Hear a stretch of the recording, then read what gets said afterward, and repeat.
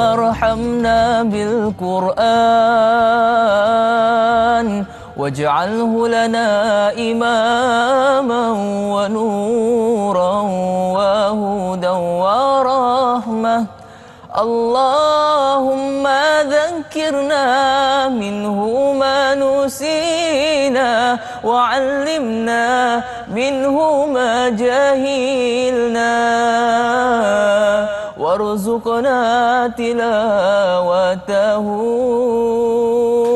آناء الليل وأطراف النهار واجعله لنا هجتين يا رب العالمين.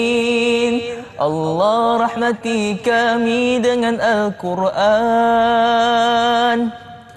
jadikan ia pimpinan cahaya, petunjuk dan rahmat.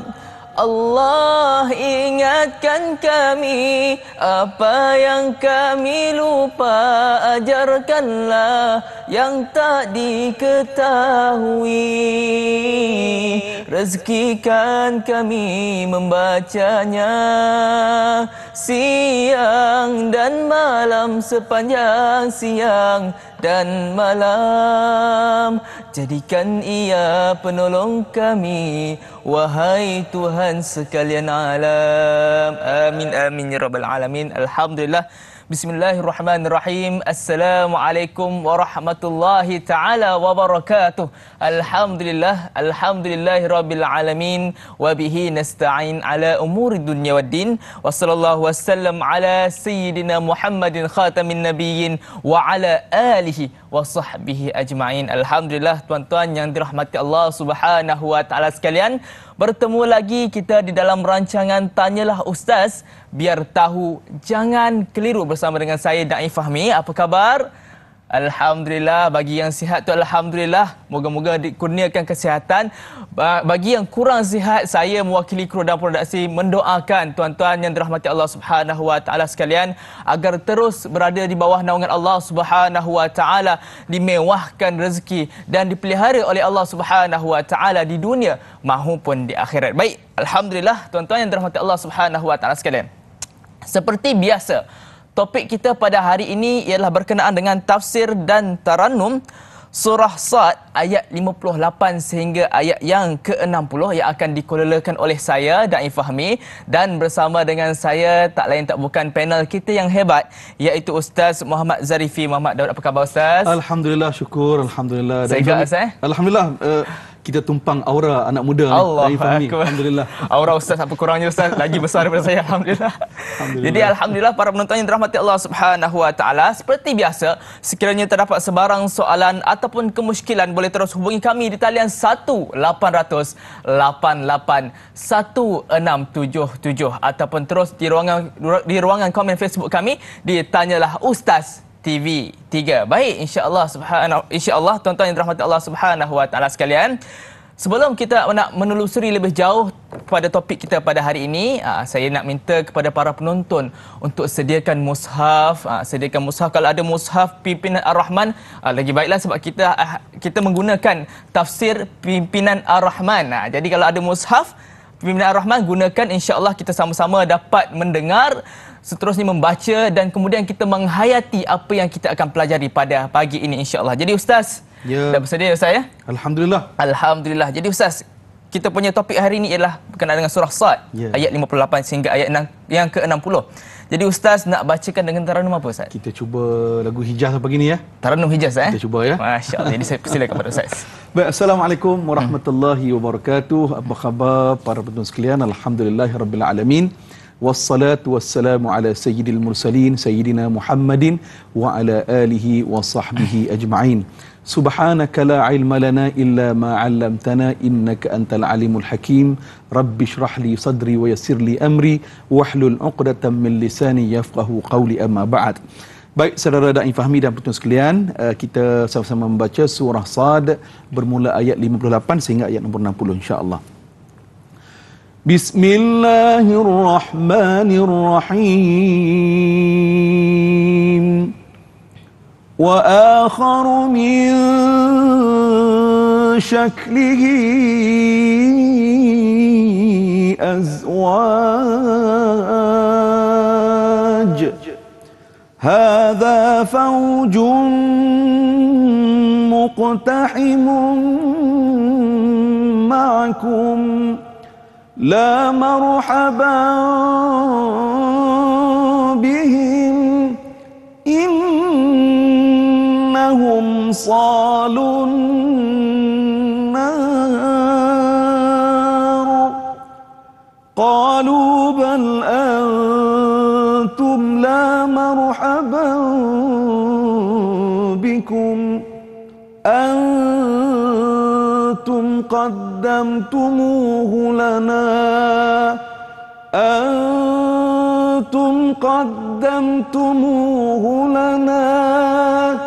فبئس القرار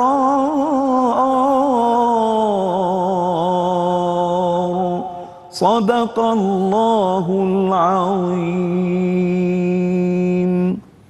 Maksudnya, dan azab siksa yang lain yang serupa buruknya dan dahsyatnya adalah berbagai-bagai jenis lagi. Penjaga neraka berkata kepada ketua-ketua golongan kafir dan penderhaka itu, ini ialah serombongan orang-orang kamu yang masuk berasak-asak bersama-sama kamu. Ketua-ketua itu berkata, mereka tidak perlu dialu-alukan. Mereka tidak perlu dialu-alukan kerana sesungguhnya mereka pun akan menderita bakaran neraka. Pengikut-pengikut mereka menjawab, bahkan kamulah yang tidak perlu dialu-alukan kerana kamulah yang membawa azab sengsara ini kepada kami. Maka amat buruklah seburuk-buruknya neraka ini sebagai tempat penetapan. Jadi saudara Da'i Fahmi dan para penonton yang dirahmati Allah Subhanahu Wa Taala sekalian, seperti kita belajar dalam Tanyalah Ustaz pada siri-siri sebelum ini, kita memahami menara kawalan kita ialah surah Sad. Surah Sad ini diturunkan kepada baginda sallallahu alaihi wasallam ketika Nabi dan umat Islam yang minoriti pada waktu itu berada di Makkah. Dan surah ini turun pada tahun keempat selepas kenabian. Dan Ifahmi kita ingatkan Rasulullah berdakwah secara sembunyi-sembunyi 3 tahun. Betul. Kan sembunyi-sembunyi itu lokasi ataupun pusat ta'lim, ta'dib itu ialah di rumah Al-Arqam ibn Abi Al-Arqam. Jadi dalam riwayat menyatakan 3 tahun secara sembunyi-sembunyi itu umat Islam hanya ada sekitar 40 orang macam tu saja. Maknanya sikit sangat. Jadi bermula tahun keempat selepas kenabian, selepas baginda sallallahu alaihi wasallam mengisytiharkan dakwah secara terbuka di atas bukit Safa. Pada waktu itu Da'i Fahmi dan penonton sekalian, geng-geng musyrikin Makkah mula menampakkan wajah sebenar mereka. Mereka objek, mereka marah, mereka menentang dakwah Rasulullah sallallahu alaihi wasallam. Kemuncaknya bagaimana? Seperti kita sebut dalam siri-siri sebelum ini, Parlimen Darun Nadwah, Parlimen Makkah, 7 orang ketua kabilah telah melakukan sidang tergempar di parlimen mereka. Hanya satu usul saja dibincangkan. Mereka bincang nak buat apa kepada Muhammad ni? Nak jatuhkan. Nak jatuhkan Muhammad. Dan apa kaedah terbaik untuk mereka buat kepada Muhammad? Sebab mereka kata Muhammad ni pemecah belah umat. Mereka kata Muhammad ini telah menyebabkan ibu ayah jadi bergaduh, anak-anak dengan ayah ibu jadi bergaduh, suami isteri jadi bergaduh kerana Muhammad lah. Jadi akhirnya mereka membuat keputusan. Abu Jahal yang memberikan cadangan, mereka membuat setuju sebulat suara dengan cadangan Abu Jahal, iaitulah mereka mahu membunuh Rasulullah sallallahu alaihi wasallam. Baik, tuan-tuan dan puan muslimin muslimat rahmati Allah. Maknanya menara kawalan kita surah Sad ini iaitulah ketika mana baginda sallallahu alaihi wasallam dan juga umat Islam yang minoriti pada waktu itu menerima ancaman demi ancaman mereka mengugut Rasulullah demi ugutan mereka telah berikan kepada Rasulullah sallallahu alaihi wasallam dan juga kepada para sahabat. Jadi ayat yang kita baca pada hari ini, tuan-tuan dan puan, Allah Taala memberikan gambaran awal ini golongan penderhaka kepada titah perintah Allah. Golongan yang tidak mahu beriman kepada Allah dan tidak mahu beriman kepada Rasulullah. Bukan setakat itu, mereka mempersenda-sendakan Rasulullah sallallahu alaihi wasallam. Umpamanya pada ayat-ayat sebelum ini dalam surah Sad, mereka mempersendakan tentang kewujudan hari kiamat. Mereka tanya kepada Rasulullah, "Ya Rasulullah, apabila kami mati nanti, apabila kami dibangkitkan semula, adakah kami dalam bentuk rupa yang baru Muhammad? Adakah kami ini dibangkitkan dalam rupa wajah, tubuh badan yang baru Muhammad?" Dia tanya tu, musyrikin Mekah tanya tu bukan nak tahu jawapan, tetapi nak menguji dan juga nak mempersenda-sendakan. Orang kita kata apa, menganying hari ni apa? Maknanya macam itulah, maknanya nak mempersenda Muhammad, bukan nak tahu jawapan pun. Jadi ayat pada pagi ni yang kita baca, tuan-tuan perempuan, muslimin muslimat, Allah Subhanahu wa taala telah memberikan gambaran, hari ini kamu berpakat sama-sama kamu untuk melakukan sesuatu kepada Muhammad. Kamu mahu bunuh Muhammad dan umat Islam. Kamu mahu menghentikan dakwah Muhammad dan umat Islam pada waktu itu. Kamu tak mahu beriman walaupun telah banyak tanda-tanda yang diberikan kepada kamu. Satu, Muhammad telah membacakan ayat Al-Quran kepada kamu. Dua, tengoklah tanda-tanda peredaran, pertukaran siang, malam, pagi, petang. Tengoklah penciptaan alam ini. Tetapi nak fahami, mereka telah menolak tepi. Mereka tidak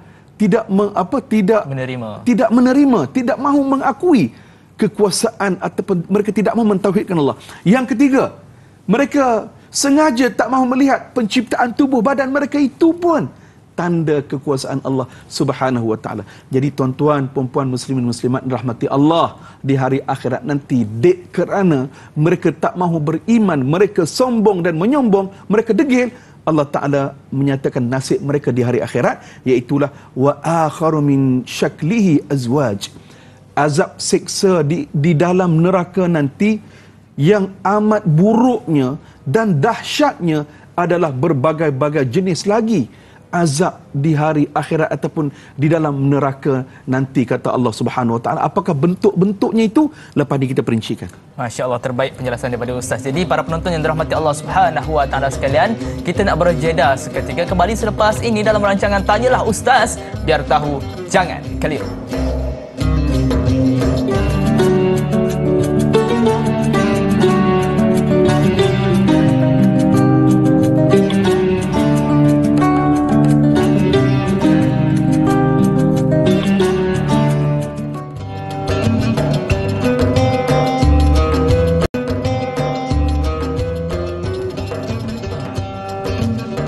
Allahumma salli salatan kamilatan wa sallim salaman tamman ala sayyidina Muhammadin alladhi tanhallu bihil uqadu wa tanfariju bihil kurabu وتقضى به الحوائج وتنال به الرغائب وحسن الخواتم ويستسقى الغمام بوجه الكريم وعلى آله وصحبه في كل لمحة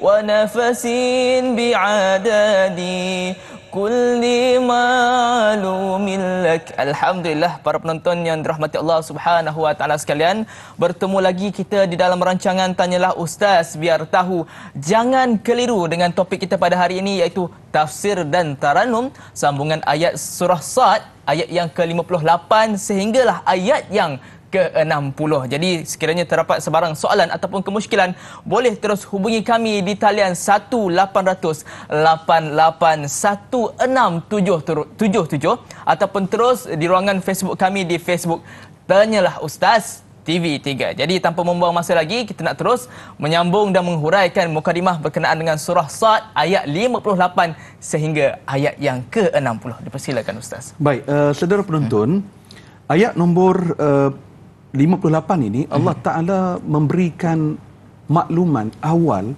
orang yang menderhaka kepada Allah, menderhaka kepada Rasulullah sallallahu alaihi wasallam, maknanya tidak beriman kepada Allah dan Rasul. Nasib mereka di hari akhirat nanti, khususnya di hari akhirat, mereka akan dihumbangkan dalam neraka Allah Subhanahu Wa Taala. Allah perincikan dalam neraka Allah nanti akan disediakan berbagai-bagai jenis siksa. Kalau kita undur satu tapak, satu ayat di belakang, Allah Subhanahu Wa Taala memberitahu antara azab yang disediakan kepada penghuni neraka, iaitulah hadza falyadhuquhu hamimun wa ghassaqa. Sejenis azab seksa yang disediakan kepada ahli neraka, mereka diberi minum dengan air panas yang menggelegak. Hamimun, air panas yang menggelegak. Allahumma salli ala Sayyidina Muhammad. Na'udzubillah, kita mohon dijauhkan. Dan fahami, kita kalau air begini tuan-tuan, bila kita minum, rasanya nyaman. Kan? Kenapa air ini nyaman dan kita boleh minumlah kerana dengan suhunya menghilangkan dahaga, menghilangkan penat dan sebagainya. Tetapi cuba bayangkan tuan-tuan perempuan di dapur kita kan, tuan-tuan berada di rumah sekarang ni, di dapur kita tu cuba bayangkan saat cerek ataupun kendi air kita tu sudah pun masak air tersebut, berbunyi siren contoh kan, kita tutup Swiss, cuba bayangkan kita angkat cerek tersebut dan terus kita minum air tersebut. Kita letakkan di dalam mulut kita. Allahu Akbar, tentulah boleh melecur mulut kita ni. Betul. Kena ke hospital kita. Betul. Tuan-tuan, puan-puan, di hari akhirat nanti, itulah balasan yang Allah Ta'ala berikan kepada orang yang mana di atas dunia ini mereka kufur, mereka ingkar kepada Allah. Satu. Yang kedua, ya Allah, tuan-tuan, mereka diberi minum air danur. Air danur ni apa ya? Air danur ni maknanya air nanah. Air nanah. Air nanah. Maknanya kalau badan kita ada luka-luka kan, ataupun mungkin ada jangkitan sesuatu, boleh jadi badan kita ini, kulit kita ini jadi bernanah. Cuba bayangkan tuan-tuan, nanah ni kalau nak himpun bagi tinggi segelas ini, maknanya dalam tempoh masa yang lama, dan tentulah ia sangat busuk, ya, sangat kotor, menjijikkan. Cuba bayangkan tuan-tuan yang dirahmati Allah, itulah minuman yang Allah Ta'ala sediakan kepada orang yang ingkar di atas dunia ini. Adapun tuan-tuan muslimin muslimat yang dirahmati Allah, kita masih teringatkan dalam peristiwa Al-Isra' dan Mi'raj, bagaimana baginda sallallahu alaihi wasallam telah dipertontonkan dengan ahli neraka yang menerima azab Allah Subhanahu Wa Taala. Yang pertama, bagaimana orang itu sedang mencakar-cakar tubuhnya, cakar muka, cakar badan ni, kan?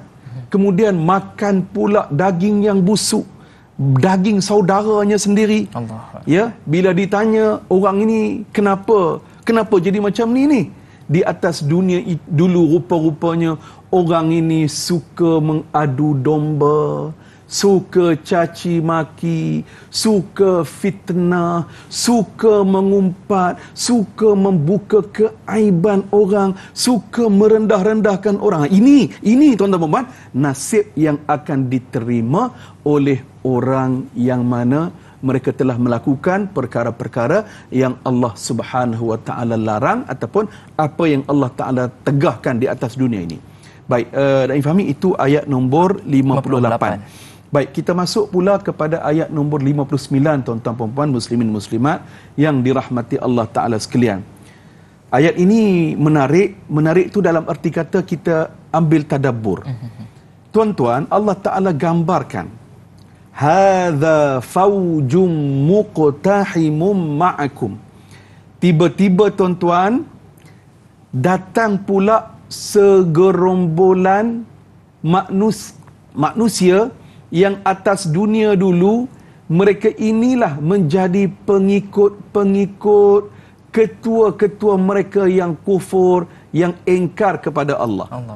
Allah Ta'ala bawa geng-geng mereka ni setelah ketua tu masuk dulu. Ketua ni masuk neraka dulu. Ketua masuk dulu. Kan? Jadi bila dibawa kepada mereka di depan pintu neraka itu, gerombolan anak-anak buah dia dulu di atas dunia ni yang duk sokong, yang duk sanjung, yang duk bodek. Kan? Bila dibawa di pintu neraka nanti, malaikat kata, inilah geng-geng kamu di atas dunia dulu. Lihat, mereka sekarang ini sedang berasak-asak, sedang berbaris-baris nak masuk ke dalam neraka. Tuan-tuan, puan-puan, muslimin, muslimat yang dirahmati Allah, lihat apa kata ketua mereka. Ketua mereka berkata, la marhaban bihim. Tidak ada, ataupun mereka itu tidak perlu dialu-alukan. Tak perlu alu-alukan mereka. Tak payah welcome mereka. Dan Fahmi, kalau kita bila masuk bulan Ramadan, kita selalu sebut marhaban ya Ramadan. Okey, marhaban ya Ramadan. Maknanya selamat datang Ramadan. Kan, maknanya kita seronok nak menerima kedatangan Ramadan. Ataupun setengah-setengah kalau kita pergi ke pejabat-pejabat, kan, selalu ditulis ahlan wa sahlan wa marhaban bikum. Kan, itu maknanya orang itu, tuan rumah itu, tuan pejabat itu sangat mengalu-alukan. Baik, bila sebut marhaban ni tuan-tuan, marhaban. Satu yang marhaban yang Daim Fahmi pandai marhaban ni. Allah Akbar. Kan? Marhaban ni tuan-tuan, ia membawa maksud lapang. Ya, marhaban ini bermaksud lapang, marhab. Ya, maknanya kalau satu tempat tu, kalau satu tempat ataupun ruangan yang lapang tu kita sebut rahbah. Maknanya lapang. Jadi tuan-tuan, maknanya bila kita sebut marhaban ya Ramadan, ahlan wa sahlan wa marhaban, maknanya kita nak menyambut tetamu tu dengan hati yang lapang, gembira, seronok. Kerana itu dalam agama mengajarkan kepada kita bila tetamu berkunjung ke rumah kita, kita jamulah dia makan. Kan, tanda kita lapang, kita seronok. Tetapi dalam ayat ini, ketua-ketua mereka sendiri yang mengatakan la marhaban bihim, tak perlulah diberikan alu-aluan kepada mereka, innahum salun nar, mereka itu juga akan menjadi bahan api neraka juga macam kami. Lepas ni kita sambung. Masya Allah, terbaik penjelasan daripada Ustaz. Jadi para penonton yang dirahmati Allah Subhanahu Wa Taala sekalian, nak tahu apa lagi kisah-kisahnya selepas ini? Nantikan kembali selepas ini dalam rancangan Tanyalah Ustaz, biar tahu jangan keliru.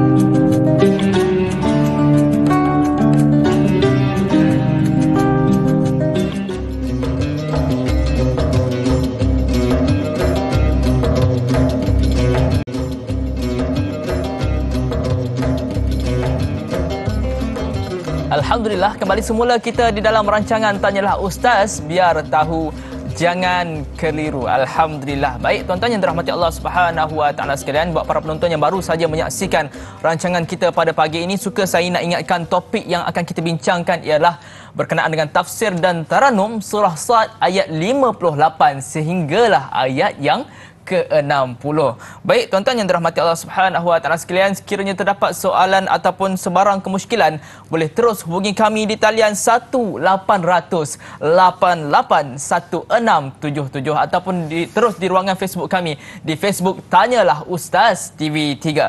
Jadi insya-Allah kita akan terus kepada mukadimah kita Ustaz berkenaan dengan ayat yang ke-59 yang maksudnya penjaga neraka berkata kepada ketua-ketua golongan kafir dan penderhaka itu, ini ialah serombongan orang-orang kamu yang masuk berasak-asak bersama-sama kamu. Ketua-ketua itu berkata, mereka tidak perlu dialu-alukan kerana sesungguhnya mereka pun akan menderita bakaran neraka. Masya Allah. Jadi Ustaz, saya serahkan kepada Ustaz untuk sambungan kisah berkenaan dengan azab neraka ni Ustaz. Silakan. Baik, Da'i Fahmi dan penonton sekalian, ayat nombor 59 dan ayat 60 nanti yang kita akan tadabburkan. Allah Ta'ala merakamkan bagaimana saat detik itu, walaupun di atas dunia, ketua dan juga ahli-ahlinya atas dunia ni memang mereka rapat sangatlah.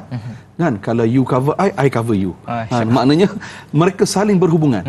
Tetapi apa akan jadi di atas dunia dahulu mereka saling berpakat untuk membuat perkara kemungkaran, perkara penyelewengan.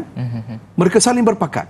Tetapi di hari akhirat nanti Allah Taala rakamkan situasinya, mereka saling bergaduh-gaduhan sesama mereka. Allah. Mereka bergaduh, salah menyalahkan. Salah menyalah sesama mereka. Jadi buktinya tengok, ketua tadi sebut tak perlu diberikan sambutan kepada mereka ini. Kerana mereka pun akan jadi macam aku juga, masuk dalam api neraka. Allah. Tuan-tuan dan puan-puan, muslimin muslimat, tengok bagaimana layanan yang diberikan oleh para malaikat yang menjaga neraka. Layanannya sangat keras sekali, sangat kasar sekali. Ya, tak ada kesian-kesian dah. Kan? Waktu itu mereka melaksanakan tugasan mereka. Tuan-tuan muslimin dan muslimat yang dirahmati Allah, antara perkara yang disebut oleh para ulama, ayat ini nombor 59 kita mentadabburnya, salah satu perkara penting ialah apabila mereka berpakat untuk melakukan kejahatan di atas dunia, ia tidak membawa manfaat sedikit pun, khususnya di hari akhirat nanti. Mereka akan saling bergaduh sesama mereka dan mereka saling menyalahkan sesama mereka.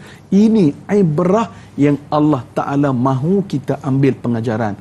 Di atas dunia ini tak perlulah kita berpakat-pakat untuk melakukan kejahatan, kemungkaran, penyelewengan, kerana ia tidak membawa sebarang manfaat sekalipun. Baik, Da'i Fahmi, kita beralih pula kepada ayat nombor 60. Tuan-tuan, qalu bal antum la marhaban bikum. Tadi ketua mereka yang kata kepada mereka tak perlu bagi sambutan kepada mereka. Pengikut-pengikut ni panas hatilah, nak marahlah. Jadi dia pun respon balik, dia kata apa? Kamu dululah yang tidak perlu dialu-alukan. Kamulah yang tidak perlu dialu-alukan. Antum qaddamtumuhu lana. Bahkan sebab kamulah yang telah membawa azab sengsara ini kepada kamulah. Kepada kami. Maknanya kerana kamulah. Kerana hanglah. Kerana kamulah yang menyebabkan kami ni datang ke sini. Kami ni dihumbankan ke sini.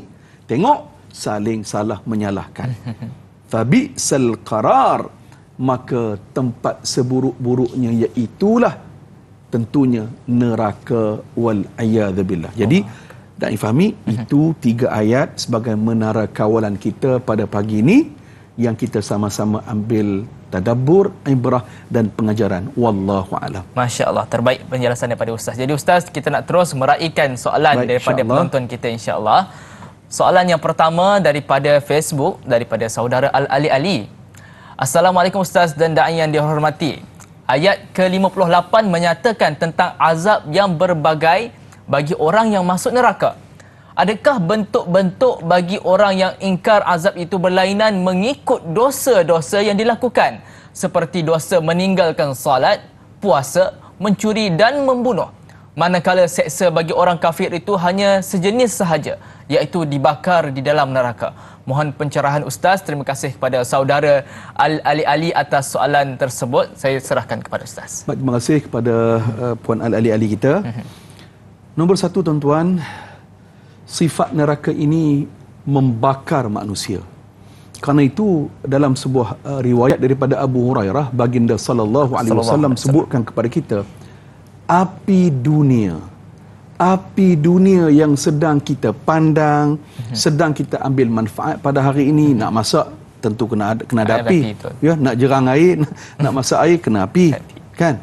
Tuan-tuan, Nabi kata api dunia ini baru 1/70 daripada api akhirat. Allahu Akbar. Baru 1. Dan Rasulullah sallallahu alaihi wasallam menyatakan kepada kita dalam hadis yang sama, api akhirat itu ataupun api neraka itu dia membakar manusia, panasnya ialah 69 kali lebih panas daripada api dunia. Tuan-tuan, perempuan, muslimin, muslimat yang dirahmati Allah, api dunia tuan-tuan, kalau kita kena tuan-tuan, yang paling teruk lah, yang paling maksimum, boleh melecur badan, bahkan kita boleh terkorban. Ya, dan fahami, boleh terkorban kita, melecur seluruh badan. Ya, dan boleh terkorban. Itu baru 1/70. 1/70 dan api neraka 69 kali lebih panas daripada api dunia. Allah. Tak boleh nak bayanglah macam mana tuan-tuan perempuan. Kita kalau kena sikit pun refleks kita ni automatik kan, terangkat terus kalau kena sikit saja kan. Betul. Cuba bayangkan tuan-tuan muslimin muslimat rahmati Allah. Baik. Tentu sekali lah tuan-tuan, neraka itu ada tingkatan-tingkatannya. Dan tentunya ia berbeza. Tapi berbeza pun ya Allah padalah. Antaranya tuan-tuan, bila sebut tentang salat, ada satu ayat di dalam surah Al-Muddathir. Saya mohon izin lihat sekejap. Dalam surah Al-Muddathir, Allah Subhanahu wa taala menyatakan bagaimana, tuan-tuan boleh catat ya, ayat nombor 42 sampai ayat nombor 46. Okey, ayat 42 hingga ayat 46 surah Al-Muddathir. Ba'da a'udzu billahi minasyaitonir rajim. Ma salakakum fi saqar? Qalu lam naku minal musallin wa lam naku nut'imul miskin wa kunna nakhudhu ma'al khaidin wa kunna nukadzibu biyaumiddin. Sadaqallahul azim. Tuan-tuan, orang-orang yang bersalah itu, setelah melihat orang-orang yang bersalah itu yang berada di dalam neraka, kemudian mereka mengatakan, apakah yang menyebabkan kamu masuk ke dalam neraka Saqar ini? Sekumpulan orang ini, dari fahami, mereka telah dihumbankan ke dalam neraka Saqar. Baik tuan-tuan, Saqar ini, Saqara, dia maksudnya menyengat ataupun dia cop tubuh manusia ni. Dia cop sesuatu. Okey, maknanya menyengat dan cop sesuatu. Orang yang dihumbankan dalam neraka Saqar ini, mereka akan kena sengatan terik mentari umpama besi panas yang cop sesuatu.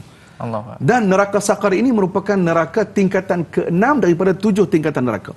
Baik, Ibnu Abbas telah menyatakan apabila dia membacakan ayat ini, dia kata neraka Saqar ini sifatnya ialah membakar kulit manusia, ya, membakar kulit manusia sehingga kulit manusia itu bertukar warna. Allah. Ini sifat neraka Saqar. Baik, tuan-tuan, seterusnya Allah Ta'ala bagi tahu siapa yang jadi penghuni neraka Saqar ini.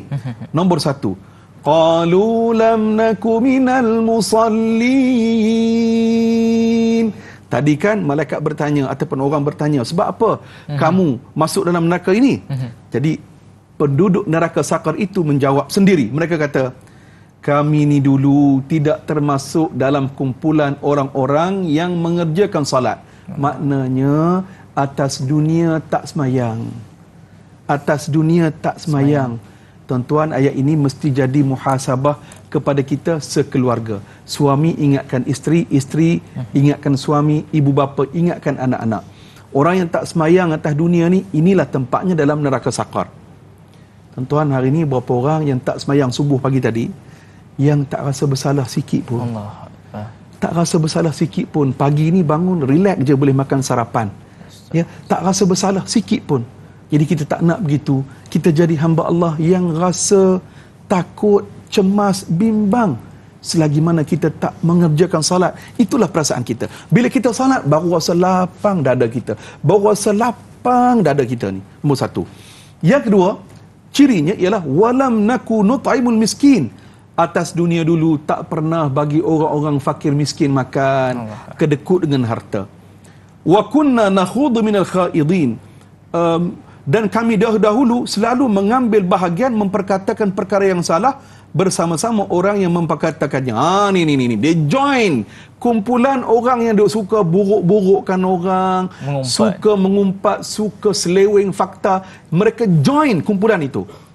Wa kunna nukadzibu biyaumiddin, dan mereka juga memperolok-olokkan ataupun mendustakan hari akhirat. Jadi ini merupakan penduduk neraka Saqar. Jadi maknanya selain kita baca surah Sad ini, Allah Ta'ala sebut juga perkara-perkara yang lain, antaranya ialah dalam surah Al-Muddathir. Wallahu a'lam. Masya Allah, terbaik penjelasan daripada Ustaz. Jadi para penonton yang dirahmati Allah Subhanahu Wa Ta'ala sekalian, kita nak beristighfar seketika kembali selepas ini dalam rancangan Tanyalah Ustaz, biar tahu jangan keliru. Astagfirullah.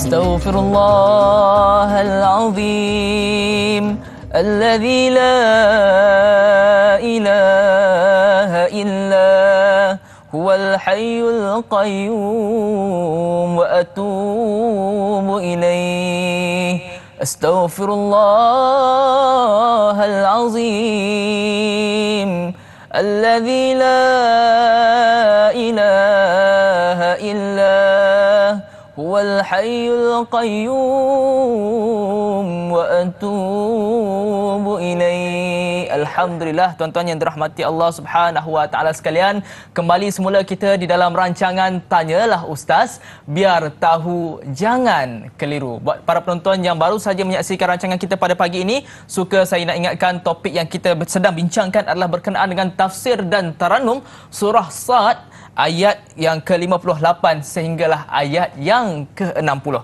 Jadi sekiranya terdapat sebarang soalan ataupun kemusykilan, boleh terus hubungi kami di talian 1-800-881-677 ataupun terus di Facebook kami di Facebook Tanyalah Ustaz TV3. Jadi insya-Allah tuan-tuan yang dirahmati Allah Subhanahu Wa Ta'ala sekalian, tanpa membuang masa lagi, kita nak terus menjawab soalan yang kedua daripada saudara ahli-ahli kita berkenaan dengan Ustaz. Berkenaan dengan azab seksa, perbezaan di antara azab seksa orang Islam dan juga orang yang bukan Islam, Ustaz. Adakah orang Islam ini dibagi azab seksa mengikut kelakuan mereka di dunia, dan azab orang kafir ini hanya satu sahaja di akhirat nanti, Ustaz? Silakan.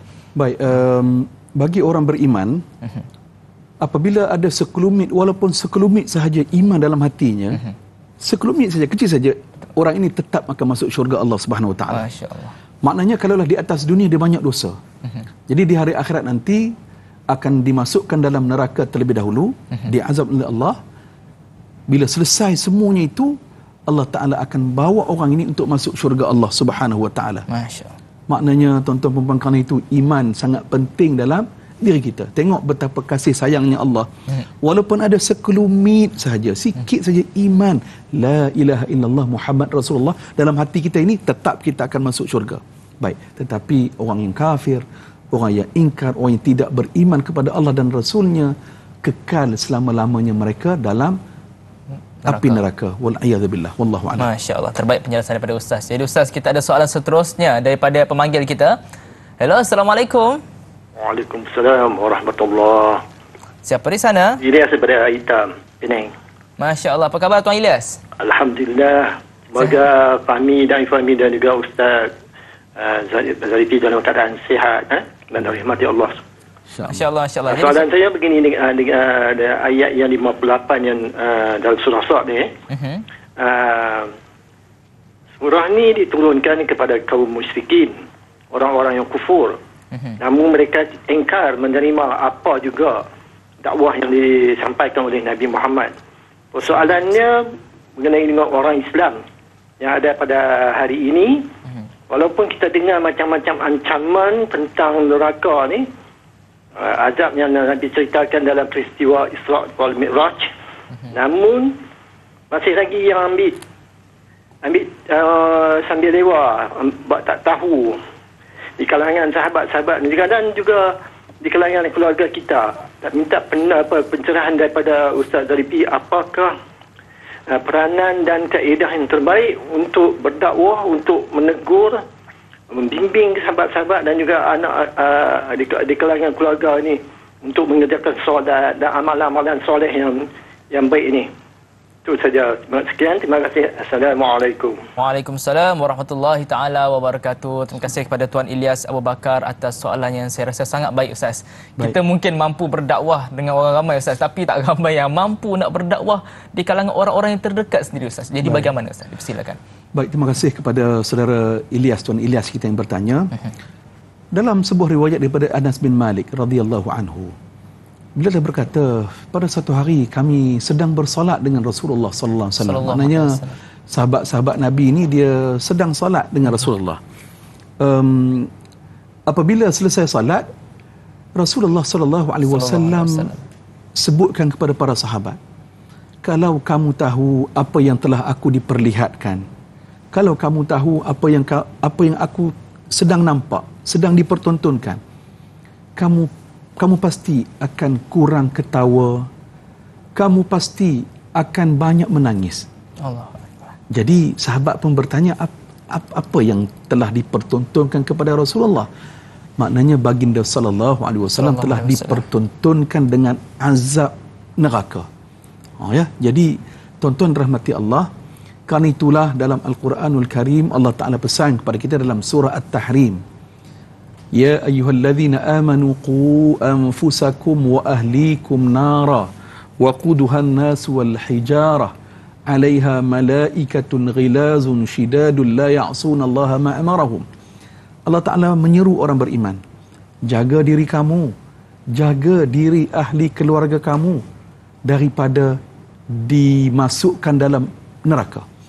Maknanya tuan-tuan, perempuan, kita sebagai ketua keluarga, kita sebagai seorang suami, kita sebagai seorang ayah, kena baca ayat ini, kena faham ayat ini dan bawa ayat ini dalam kehidupan kita.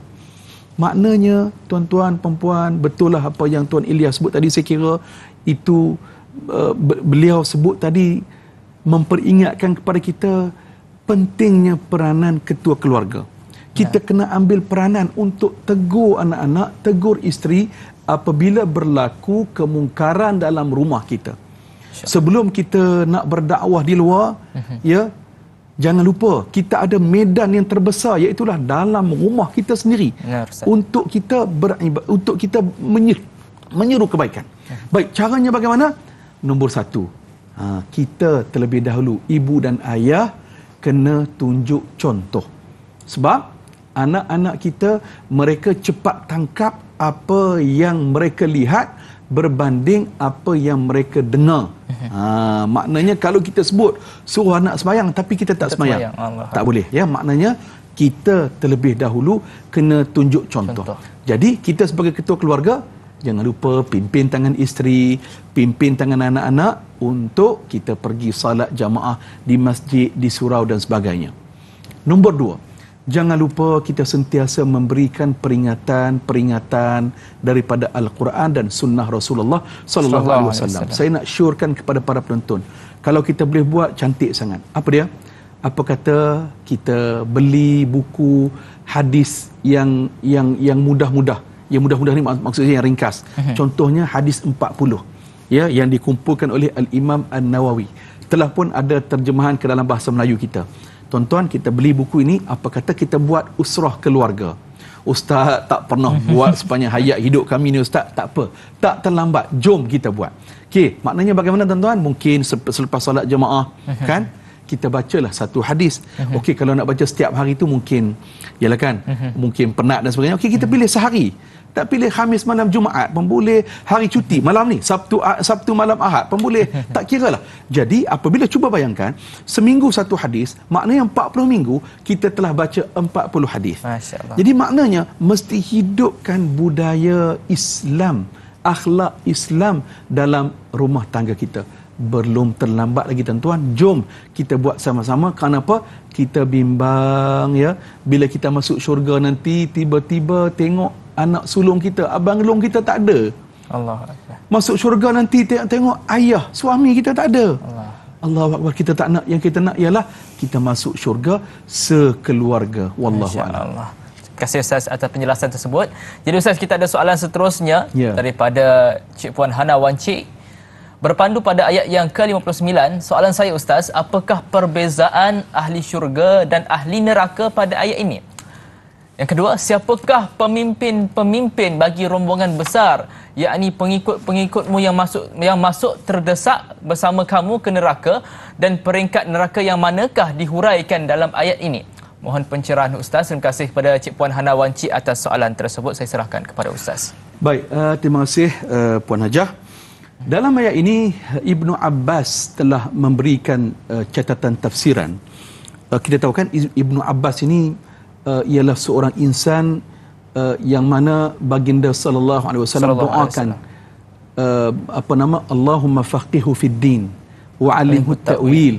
Ya, doa supaya beliau ini menjadi orang yang faqih, yang faham agama dan boleh menterjemah ataupun mentafsirkan Al-Quran. Jadi Ibnu Abbas ini disebut sebagai tarjuman Al-Quran, orang yang menterjemahkan Al-Quran. Hebatnya Ibnu Abbas ni tuan-tuan ialah bagaimana Umar Al-Khattab ketika menjadi khalifah, ketika itu usia Ibnu Abbas muda lagi, belasan tahun, muda lagi. Umar Al-Khattab telah melantik Ibnu Abbas menjadi salah seorang ahli dalam jawatan kuasa penasihat kepada khalifah. Maknanya hebatnya Ibnu Abbas. Ibnu Abbas kata, yang dimaksudkan orang yang jahat, ketua kumpulan yang jahat ni ialah Abu Jahal. Abu Jahal. Bila dia masuk di dalam neraka nanti, dia akan bertanya, di manakah Bilal? Di manakah Suhaib? Di manakah Ammar? Dia akan berkata, jawapannya ialah nama-nama tadi, Ammar bin Yasir, Bilal bin Rabah dan sebagainya, mereka itu berada dalam syurga Firdaus. Masya-Allah. Orang yang mereka tentang, orang yang mereka seksa, orang yang mereka dera di atas dunia dulu, orang itu telah masuk dalam syurga Allah Subhanahu Wa Taala. Abu Jahal and the gang akan masuk dalam neraka. Jadi dia akan bertanya, mana dia Bilal ni? Mana dia Ammar ni? Tak ada pun. Orang yang aku tentang ni. Orang yang aku tentang dulu. Jadi tuan-tuan dan rahmati Allah, sangat kasihan dan malanglah yang telah menimpa kepada Abu Jahal. Sedangkan tuan-tuan, anak lelakinya, anak Abu Jahal iaitu Ikrimah. Ikrimah akhirnya memeluk Islam, menerima hidayah Allah Azza wa Jalla. Akhirnya tuan-tuan, anak dia Ikrimah pun masuk syurga Allah Subhanahu wa Ta'ala. Dicatatkan perkara ini dalam tafsir Al-Imam Al-Qurtubi. Jadi maknanya ketua kumpulan kafir tadi, mereka akan dihimpunkan dengan gerombolan-gerombolan ataupun orang yang berada di sekeliling mereka yang tak beriman kepada Allah, tak beriman kepada Rasulullah sallallahu alaihi wasallam. Wallahu a'lam. Masya-Allah, terbaik penjelasan daripada Ustaz. Jadi Ustaz, kita ada soalan seterusnya daripada pemanggil kita. Hello, assalamualaikum. Waalaikumsalam warahmatullahi wabarakatuh. Ya, siapa di sana? Saya Haji Tupenon, Haji Muhammad Saleh daripada Kuala Johor. Selamat, kita berselawat dulu Ustaz dan Dai. Allahumma salli ala sayyidina Muhammad wa ala ali sayyidina Muhammad. Sebab bulan ni bulan Nabi. Betul. Banyakkan berselawat. Persoalan saya Ustaz pagi ni. Ya Tuan Haji. Persoalannya gini ayat yang ke-59 Baik. Kenapa Ustaz? Saya nak Ustaz minta penjelasan sikit.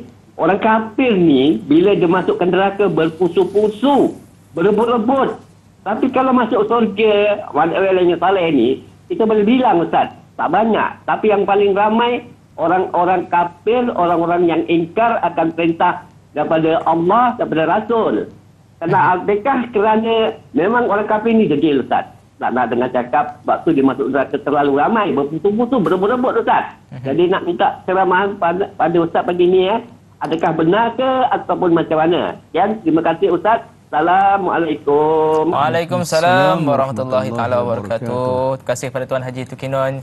Soalan yang sangat baik, saya serahkan kepada Ustaz. Baik, Tuan Haji Tukinon dan sahabat penonton sekalian. dalam surah Az-Zumar yang kita telah pun bicarakan dalam tafsir Tarannum, tanyalah ustaz, berbondong-bondong, maknanya ada dua kelompok, ada yang masuk syurga, ada yang masuk neraka.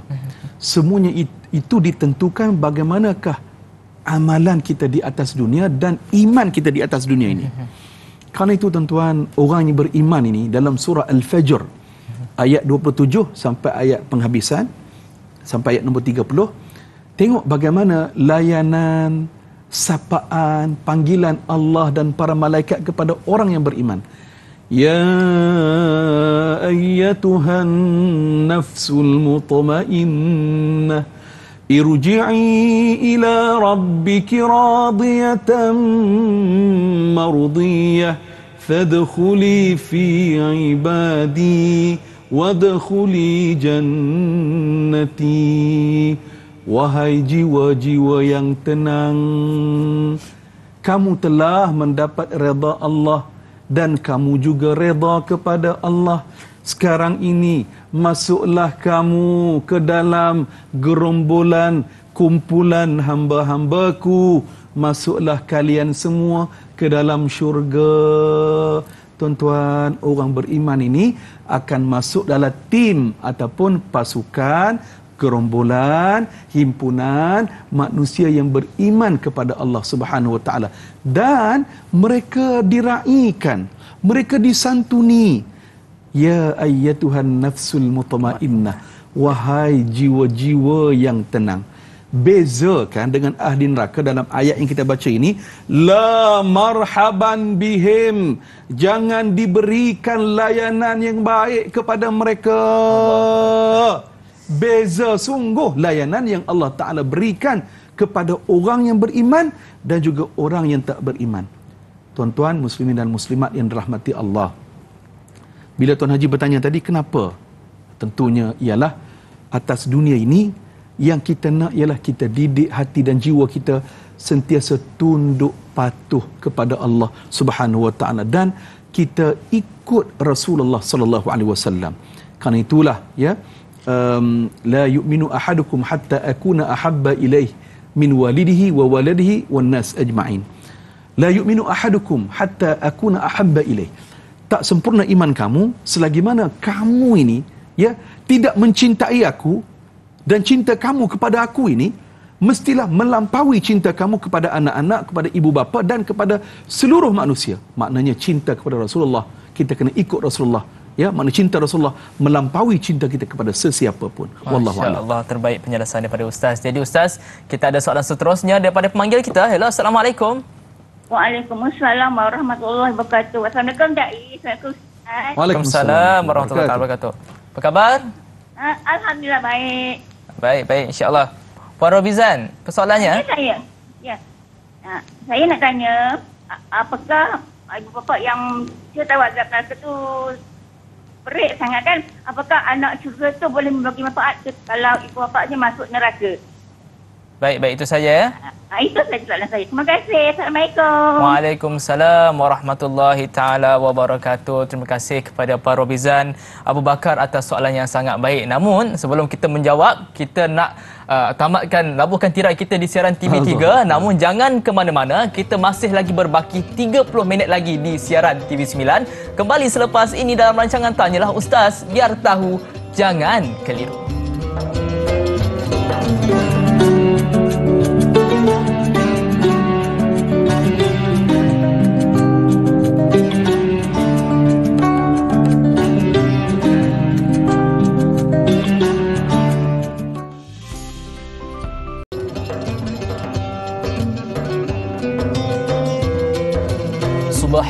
Subhanallah walhamdulillah wa la ilaha illallah wallahu akbar. Subhanallah walhamdulillah wa la ilaha illallah wallahu akbar. Alhamdulillah para penonton yang dirahmati Allah Subhanahu wa taala sekalian, kembali semula kita di dalam rancangan Tanyalah Ustaz, biar tahu jangan keliru dengan berbaki masa lebih kurang 30 minit lagi di siaran TV9. Alhamdulillah. Jadi tuan-tuan yang dirahmati Allah Subhanahu Wa Taala sekalian, bersediakah kita? Adakah anda sudah bersedia? Jadi saya minta kepada Ustaz pun dah bersedia? Baik, insya-Allah. Baik, kita nak menjawab soalan daripada Parmobizan Abu Bakar tadi, Ustaz. Ya. Berkenaan dengan adakah anak syurga boleh tarik ibu bapa yang berada di neraka kembali ke syurga, Ustaz? Silakan. Baik, saya teringat dalam satu riwayat hadis yang direkodkan oleh Imam Muslim. Abu Hassan telah bertanya kepada seorang sahabah. Ditanya kepada Abu Hurairah. Dia tanya, aku ini telah kehilangan 2 orang anak kecil aku. Maknanya meninggal dunia 2 orang anak kecil ni. Jadi dia kata, tolonglah kamu khabarkan kepada aku hadis-hadis Rasulullah sallallahu alaihi wasallam yang boleh menggembirakan hati dia, memujuk hati dia.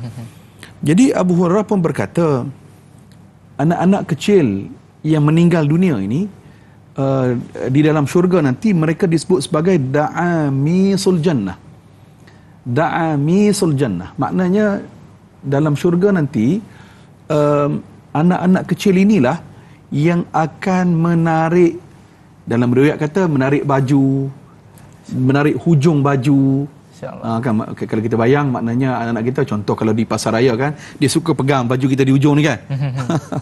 Maknanya dia pegang macam itulah. Jadi maknanya Nabi kata anak-anak inilah yang akan menarik kamu dan Allah Ta'ala akan memasukkan kamu ke dalam syurga Allah Subhanahu Wa Ta'ala.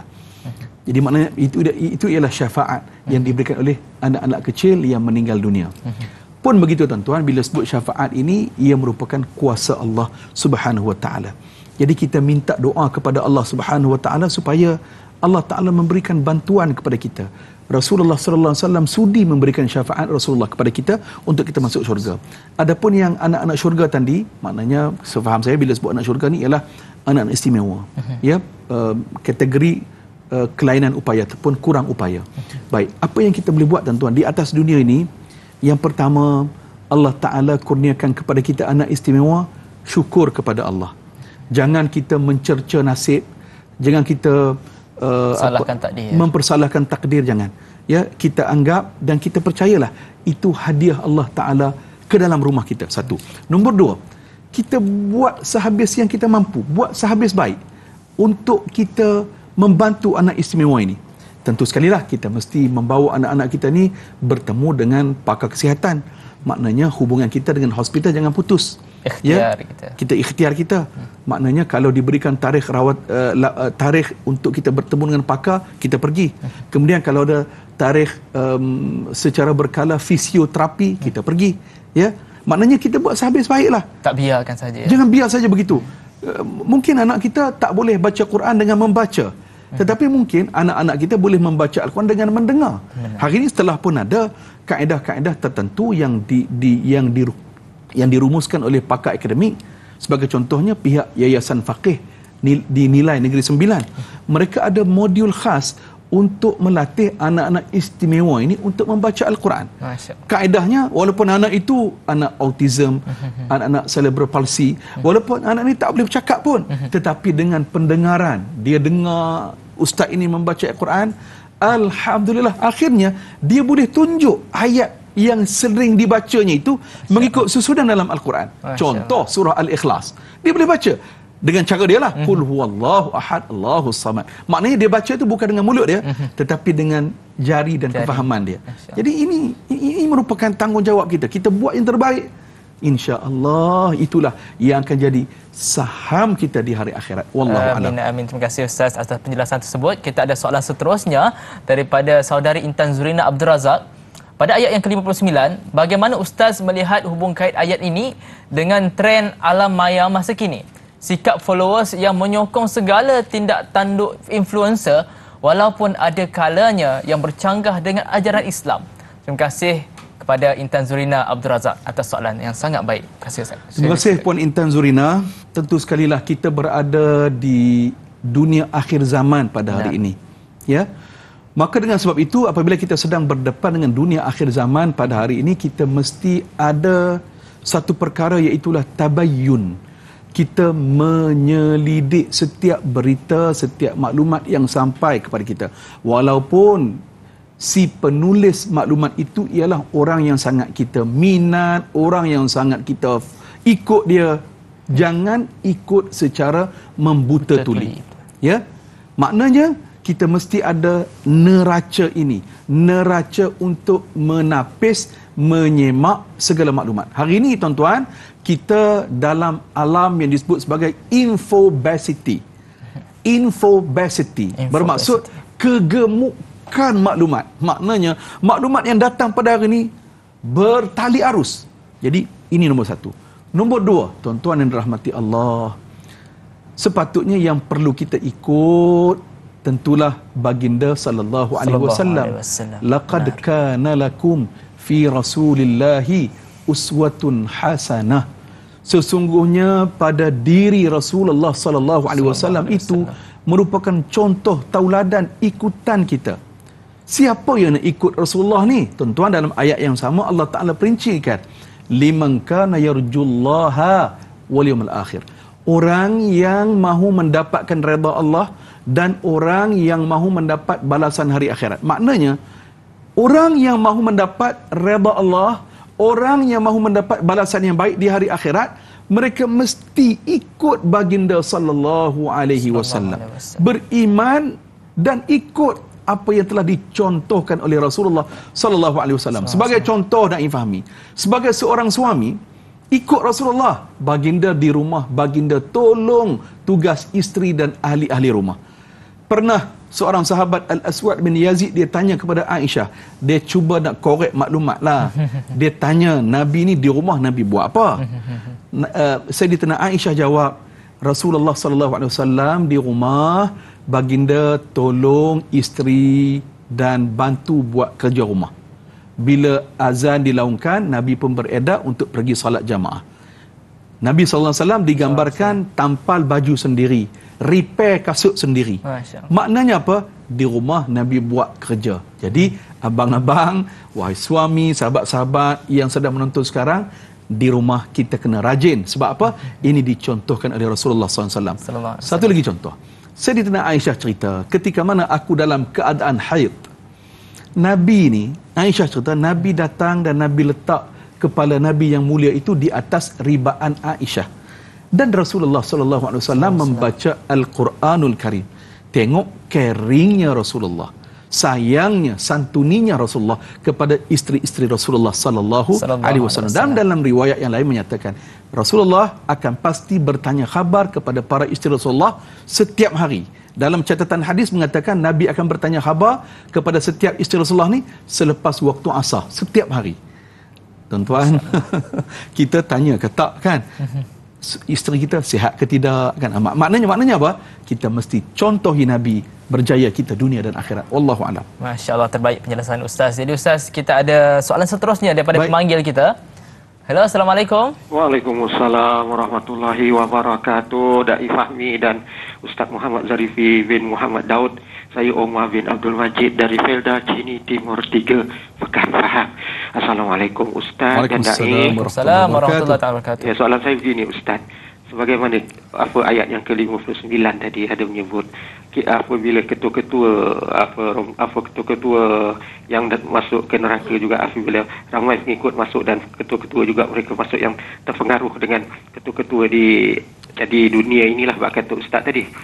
Soalan saya, apakah sekiranya kita ni terpengaruh dengan ketua-ketua, contohnya ketua agama yang mana membawa kepada kesesatan, ilmu-ilmu sesat ni bukan semua orang yang jahil Ustaz. Kadang-kadang ahli ilmuwan pun terpengaruh dengan ajaran-ajaran yang tak tentu arah ini, tak tentu hala tujunya gini. Jadi sampai ke neraka kan, kita dengan dia sekali masuk dalam neraka itu kerana tersilapnya kita ni, tersilap perhitungan di dunia ini.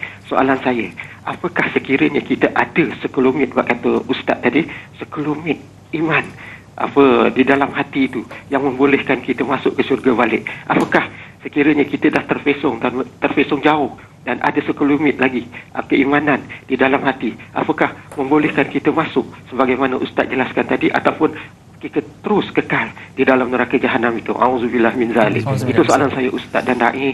Terima kasih banyak Ustaz dan Dai. Assalamualaikum. Waalaikumsalam warahmatullahi taala wabarakatuh. Terima kasih kepada Tuan Umar Abdul Majid atas soalan tersebut. Salah seorang pemanggil kekal kita setiap hari Ustaz. Jadi Ustaz, soalannya saya serahkan kepada Ustaz. Baik, terima kasih Tuan Haji Umar Abdul Majid. Betul, maknanya kita ini walaupun ada iman sekelumit dalam hati kita, akhir sekali kita akan masuk syurga Allah Azza wa Jalla. Jadi itu pentingnya tuan-tuan, pentingnya la ilaha illallah Muhammad Rasulullah. Kerana itu ulama nasihatkan kepada kita, sebelum tidur tuan-tuan jangan lupa ungkapkan perkataan ini. Ungkapkan perkataan ini selepas kita baca surah Al-Mulk, selepas kita baca 3 qul tu kan, Al-Ikhlas, Al-Falaq dan An-Nas. Selepas kita baca ayat kursi, elok kita sebut la ilaha illallah Muhammad Rasulullah, supaya kalaulah takdirnya dalam tidur itu kita meninggal, kalimah akhir kita ada la ilaha illallah Muhammad Rasulullah. Baik, yang kedua, bila Tuan Haji sebut tadi bab mengaji ilmu ni, penting sekali tuan-tuan. Ilmu agama ada disiplinnya. Jadi apabila sebelum kita nak mengaji ilmu, tengok dulu guru itu bagaimana. Kan kalau guru pun tak tutup aurat kan, kemudian nak mengaji dengan dia ada letak syarat kan, kena mengaji atas bukit. Sembunyi-sembunyi pula kan, orang lain tak boleh tahu. Ni kita sangsilah. Kenapa? Bila sebut metodologi ilmu. Hadis dia ada metodologinya. Fiqh ada metodologinya. Ya, tauhid ada metodologinya. Maknanya itu ialah asas. Maknanya carilah guru yang mursyid dan memahami ilmu tersebut, ya. Jadi maknanya tuan-tuan, bila sebut ilmu ini, ia ada metodologi dan ada disiplinnya. Jadi tuan-tuan, apa yang disebut tadi mudah-mudahanlah ya kita dapat manfaat daripada apa yang ditanyakan oleh Tuan Haji tadi. Wallahu a'lam. Masya-Allah, terbaik penjelasan daripada Ustaz. Jadi Ustaz, berkenaan dengan soalan Tuan Haji Umar tadi, saya nak kaitkan sedikit soalannya seterusnya berkenaan dengan kita berada di akhir zaman Ustaz. Kita berada di akhir zaman yang penuh dengan fitnah, dan mihnah. Jadi bagaimana untuk kita ni nak tahu kebenaran tersebut Ustaz? Sebab di akhir zaman ini yang benar nampak salah, yang salah nampak benar. Nampak benar pula. Jadi benda ini mengelirukan umat akhir zaman ini Ustaz. Jadi bagaimana? Tapi sebelum Ustaz menjawab soalan saya, kita nak berehat seketika. Kembali selepas ini dalam rancangan Tanyalah Ustaz, biar tahu jangan keliru.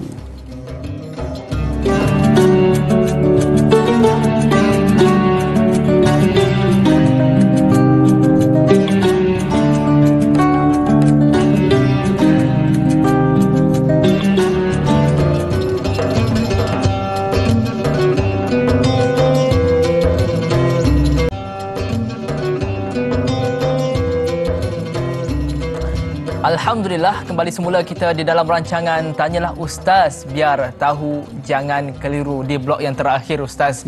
Jadi tanpa membuang masa lagi Ustaz, saya nak serahkan kepada Ustaz. Soalan saya berkenaan kita berada di dunia akhir zaman yang mana yang benar nampak salah, yang salah nampak benar. Jadi macam mana kita nak huraikan kekeliruan kita ni supaya kita ni sentiasa berada di jalan yang benar Ustaz?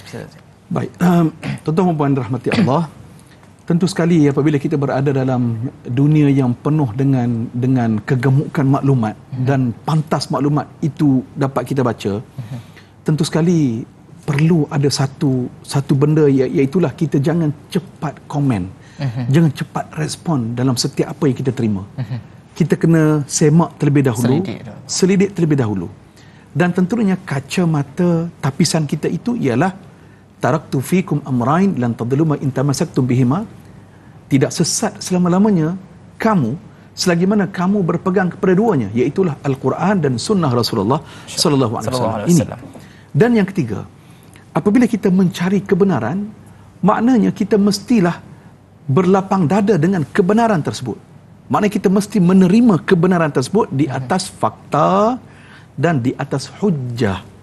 Fakta dan hujjah ini benda yang sangat penting dalam kehidupan kita. Berpeganglah kepada dua ini, selamat kita insya-Allah. Dan yang seterusnya tuan-tuan, tentu sekali jangan terburu-buru. Hari ini yang banyak menyebabkan kita jadi masalah, kita kalut dengan segala macam problem kerana kita tergesa-gesa. Tergesa-gesa nak respon, tergesa-gesa nak share di Facebook, tergesa-gesa nak share di Twitter, Akhirnya rupa-rupanya yang kita share, yang kita kongsi, maklumat itu maklumat palsu, maklumat yang tak betul, kan dah jadi masalah. Betul.